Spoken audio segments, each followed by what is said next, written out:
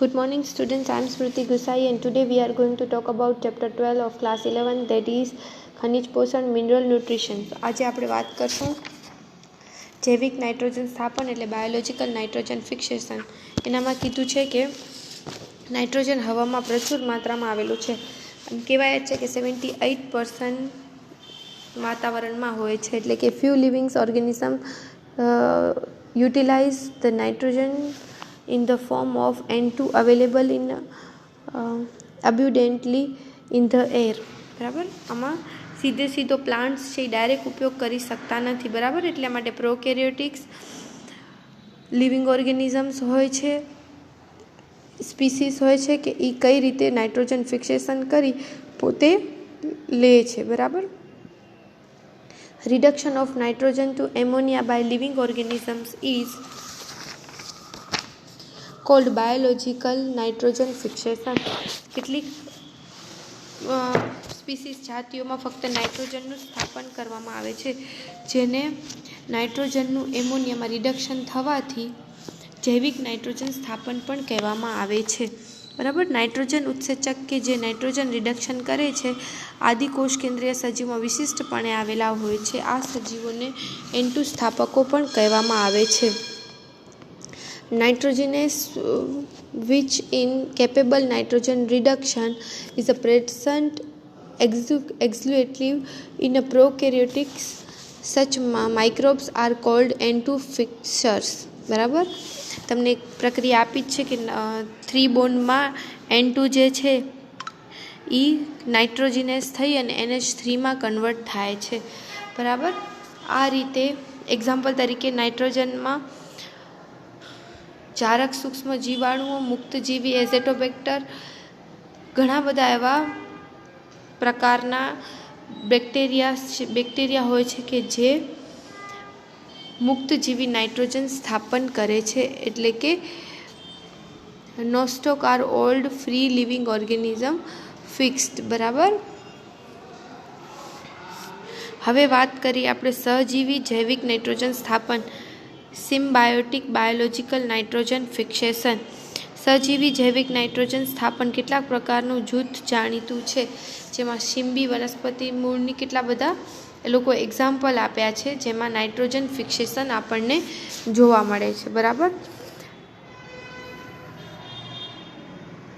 કોઈ પણ પ્લાન્ટ હોય છે, પુષ્પસર્જન એટલે કે ફ્લાવર એનો ઉગ્યો ન હોય એ પહેલાં છોડને મૂળથી ઉખાડી નાખીએ. આપણે મૂળથી ઉખાડી નાખીએ તો લગભગ ગોળાકાર તમે જોઈ શકશો ગંડિકાઓ.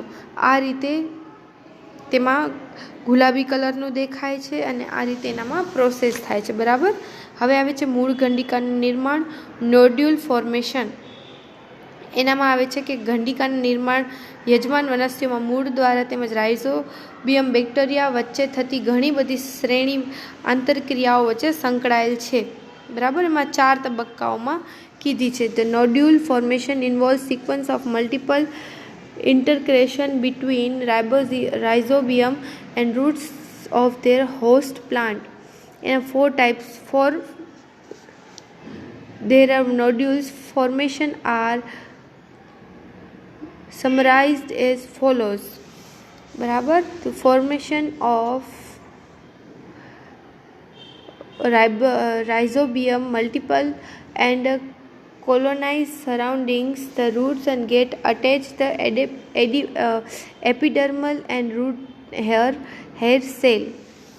બરાબર, એનામાં રાઇબોઝિયમના બહુગુણન પામીને મૂળની આસપાસ વસાહત કરે છે અને અધિસ્તરમાંથી મૂળના કોષો સાથે દર્શાવેલું હોય છે.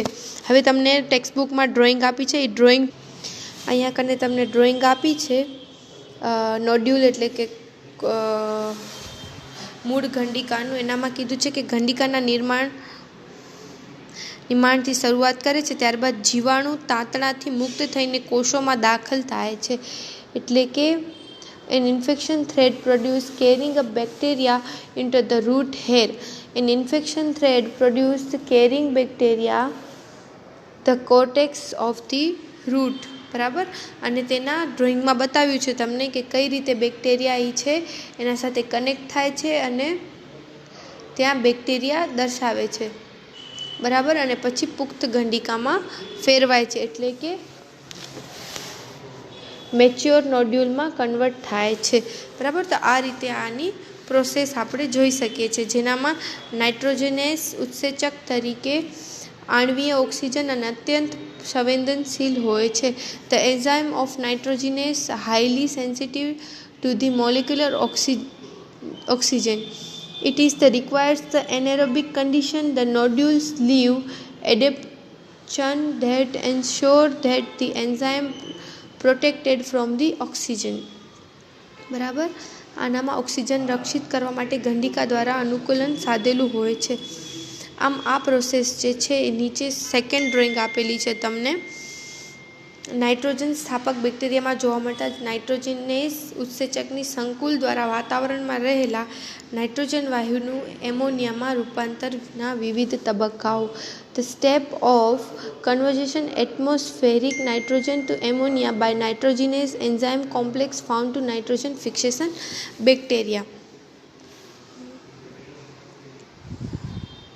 અહીંયા કને તમને ડ્રોઈંગ આપી છે. સૌથી પહેલાં ઉત્સેચકો એટલે એન્ઝાઇમ્સ આપેલા છે નાઇટ્રોજનેસના, અને પછી ઉપરથી પ્રક્રિયક એટલે કે નાઇટ્રોજન વાયુ વાતાવરણમાંથી એટમોસ્ફિયરમાંથી સબસ્ટેન્સ તરીકે નાઇટ્રોજન ગેસ N2 માંથી કનેક્ટ થાય છે પ્રક્રિયક સાથે, એટલે બાઇન્ડિંગ વિથ ઓફ સબસ્ટેન્સ, અને રિડક્શન થાય છે અને +2H કનેક્ટ થાય છે, અને આ રીતે એનું રિડક્શન થઈ એકબીજા સાથે કનેક્ટ થઈ અને ફરીથી 2H નું રિડક્શન થાય છે, અને આ રીતે લાસ્ટમાં free nitrogen can bind other molecules of N2.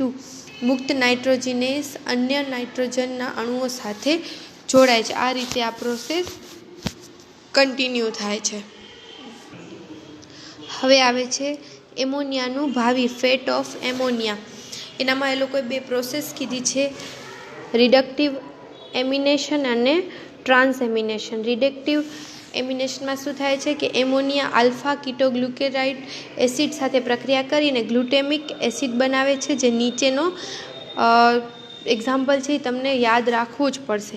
અને સેકન્ડમાં કરે છે એમિનો એસિડના એમિનો ગ્રુપમાંથી કીટો એસિટો સમૂહમાં સ્થાનાંતર થવાની ક્રિયા કરે છે, જેમાં ગ્લુટામિક એસિડ મુખ્ય એમિનો એસિડ છે. આ રીતે જેમાં એમોનિયા સમૂહ સ્થાનાંતર પામે છે અને એમોનિયાના સમૂહ દ્વારા બીજો એસિડ દ્વારા ટ્રાન્સમિનેશ દ્વારા થાય છે, જેને ટ્રાન્સમિનેસ કહે છે. બરાબર. તો એ બે પ્રક્રિયા છે, તમને યાદ રાખવી પડશે. અને અહીંયા આપણો ચેપ્ટર પૂરો થાય છે. તો કાંઈ પણ ન સમજાય તો તમે મને પૂછી લો, ચાલુ ક્લાસમાં પૂછી લેજો. બરાબર. તો અહીંયા કને ચેપ્ટર આપણો કમ્પ્લીટ થાય છે. બહુ જ ઇઝી ચેપ્ટર છે અને થોડો રીડિંગવાળો ચેપ્ટર છે. આનામાં કાંઈ એક્સ્ટ્રા કહેવાનું કાંઈ છે નહીં. બરાબર. એટલે આપણે આમને ટેક્સ્ટ બુક થ્રુ જ કર્યું છે. Thank you.